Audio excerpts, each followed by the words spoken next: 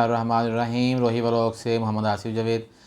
सबसे पहले आज एक बहुत ही बड़ा वाक़या पेश आ गया फायरिंग का। सातदा को उसमें निशाना बनाया गया है। ये अपर करम में हाई स्कूल में फायरिंग का वाक़या पेश आया है, जिसमें सात सातदा जो हैं वो जाम बहक हो गए हैं। पुलिस के मुताबिक नामालूम अफराद ने फायरिंग स्कूल के स्टाफ रूम में की और फायरिंग के वाक़े के बाद अस्पताल में एम्बुलेंस दाखिल कर दी गई। फायरिंग का निशाना बनाने गए तमाम टीचर इम्तिहानी ड्यूटी पर थे, यानी कि वहाँ पर वो मुस्तकिल टीचर नहीं थे स्कूल में, वो दूसरे स्कूलों से वहाँ पर इम्तिहानी ड्यूटी जो उनसी सर अंजाम दे रहे थे। और इससे पहले आज के दिन ही पारा चनार में भी चलती गाड़ी पर फायरिंग करके एक टीचर को हलाक कर दिया गया। ये बहुत बड़ा वाक़या है कि टीचरों को निशाना बनाया गया है, स्पेशल टीचरों को। तो पता नहीं इसके पीछे कौन सा ग्रोह जो उनसे है वो सरगर्म में अमल है। देखिए अब एजेंसियाँ, हमारी सिक्योरिटी इदारे हैं, इनको पकड़ने में कामयाब होते हैं या नहीं। इसके बाद हम आ जाते हैं इमरान खान साहब की आज की जो पेशियाँ हैं उसके ऊपर। वही दोबारा फिर आज वही ड्रामा चला है। वही जी वो आ रहे हैं, वो जा रहे हैं, वो गाड़ियों में वो काफ़िला निकल पड़ा लाहौर से और वहाँ पहुंचकर फिर वही लोग इकट्ठे हो गए। तो देखिए आज वो इमरान खान साहब की आज पेशी थी इस्लामाबाद में।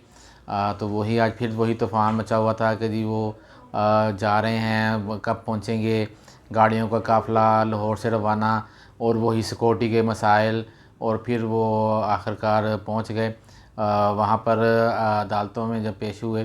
तो उनके जो केसेस हैं उनके ऊपर ज़मानत लेने के लिए तो अदालतों में जज साहब ने कहा कि हम तो आपको देना चाहते हैं कि आपको कोई रिलीफ दे दें, लेकिन आपने इस तरह की सूरत हाल पैदा कर दी हुई है कि हम आपके साथ क्या ताउन किया जाए आपके साथ। लेकिन फिर भी उनको आज ज़मानत फिर आगे उनकी बढ़ा दी गई।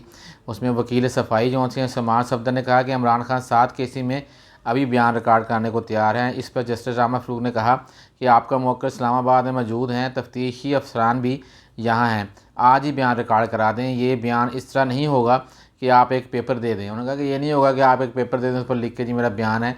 उनका जो पुलिस की जो भी उनका तरीक़ाकार है उसके मुताबिक ही आपको तफ्तीश में शामिल होना पड़ेगा।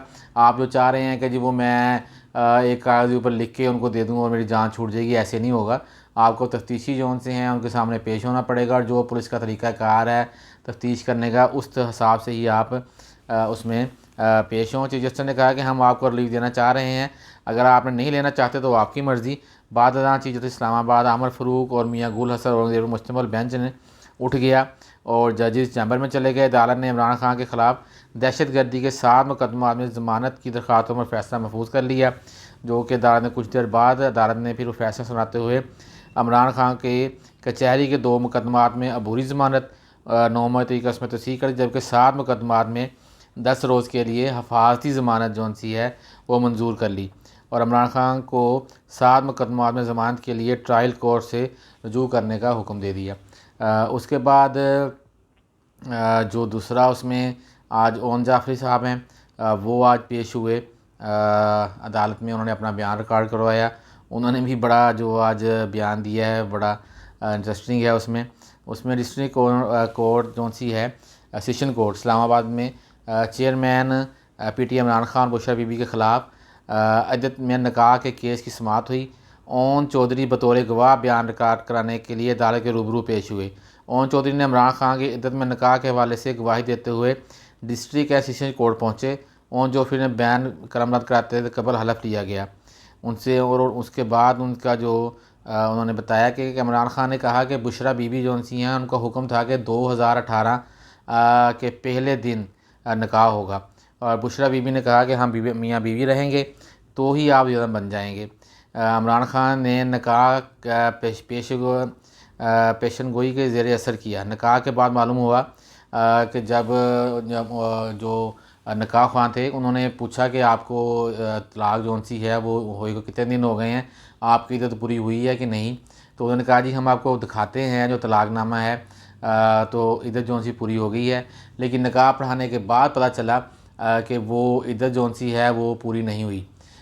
तो जो सा है फिर निकाह ख्वां जो से उसके बाद फिर दोबारा कुछ अर्से बाद उनका निकाह जो सा हुआ। इसके बारे में ओन जाफरी जो से हैं वो आज अदालत में पेश हुए थे और उसमें उन्होंने कहा कि बुशरा बीबी जो सी हैं उन्होंने ही तलाक दिलवाई थी रिहाम खां को। उन्होंने कहा था जब तक ये आगे बीवी है आप वज़ीर-ए-आज़म नहीं बन सकते, आप वज़ीर-ए-आज़म उसी सूरत बनेंगे जब आपका मेरे साथ निकाह होगा। तो इसीलिए जो सा है उन्होंने कहा कि इमरान खान साहब जो सा उन्होंने तलाक दी रिहाम खां को, और लेकिन उसके बाद काफ़ी परेशान भी रहे, और फिर मुझे वो बार बार कहते थे कि हमने चलना है मुलाकात के लिए, और हमने बहुत सारी मुलाकातें की मुशर्रफ बीबी के साथ, और फिर उसी में ही तय पाया कि ये जो सा है निकाह करेंगे तो ही इमरान खान जो से हैं वो वज़ीर-ए-आज़म बन सकते हैं। तो ये भी एक बड़ी आज की जो सी पेशरफ्त है कि इस पे भी आगे केस जो चलेगा, तो उसमें देखें आगे क्या उसका नतीजा आता है। उसके बाद ये आज कादी जो इमरान खान साहब ने ये भी आज बताया कि जो कादी फ़ाइज़ ईसा के ख़िलाफ़ रेफरेंस था वो फैज़ हमीद से भी ऊपर से आया है। तो ये इमरान खान साहब का एक तो जितने भी वाक़यात हैं वो सारे आ जा के वो चीफ़ ऑफ आर्मी स्टाफ जो साबका थे उनके ऊपर डाले जा रहे हैं। लेकिन देखें अब ये वही, उस वक़्त तो किसी को याद नहीं आया, उस वक़्त तो वो इनके बड़े चहेते थे और बड़ी तारीफ़ें करते थे कि जी हमारा आपस में बहुत अंडरस्टैंडिंग है। लेकिन अब जो भी गलत फ़ैसले थे, चाहे मईशत के थे, किसी को बनाना वज़ीर लगाना है, जो भी चीफ़ जस्टिस से लेकर हर तरह के जो भी फ़ैसले थे, वो जो भी इन्होंने गलत काम किए वो सारे के सारे साबका चीफ़ ऑफ आर्मी स्टाफ पे डाले जा रहे हैं। और जो उनके वर्कर हैं वो तो आपको पता ही है कि वो उनकी जो भी बात वो उन्होंने कह दी उसको मान लेते हैं। तो अब ये भी जो कादी फ़ाइज़ ईसा का था, इसमें पहले कहते थे कि जो MQM के वज़ीर थे ममलिकत थे उनके ऊपर डाल रहे कि जो किया उन्होंने किया मुझे नहीं पता। ये आज उनका नया बयान आया है कि ये भी वहीं से ही आर्मी हाउस से ही इसका जो सा है वो इसका मुझे आर्डर हुआ था। बाकी आज काफ लीग के जो सदर हैं चौधरी शुजात हुसैन साहब हैं, उनकी भी आज काफ लीग के सदर होने के जो पेशी थी उसका भी आज जो महफूज फ़ैसला था वो इलेक्शन कमीशन ने सुना दिया। उसमें चौधरी वजाहत ने अपना ये की हुई थी कि उन्होंने पिछले कानून में तरमीम करके और इनको उतार दिया था चौधरी जो से हैं शुजात हुसैन को कि काफ लीग के सदर से। तो वो इलेक्शन कमीशन ने कहा कि वो गैर कानूनी था। तो जो चौधरी शुजात हुसैन साहब हैं वही काफ लीग के सदर रहेंगे। बाकी काफ़ी सारी ये जो हो रही हैं हालात जो से हैं अदालत और हुकूमत के चल रहे हैं, उसमें देख लें आप तो आगे ही मुल्क के हालात किसी कंडीशन में किसी भी सूरत में नहीं लग रहे। अब ये एक नया जो बहरान पैदा हो रहा है हुकूमत और अदालत का कि वो दोनों एक दूसरे के ख़िलाफ़ बिल्कुल किसी की बात मानने को तैयार नहीं है। अदालत अपनी जगह खड़ी है, हुकूमत अपनी जगह। तो ये एक बहुत बड़ा बहरान नया जो सा आने वाला है आने वाले दिनों में। अल्लाह ताला जो सा है हमारे मुल्क का हामी और नासिर हो। वस्सलाम।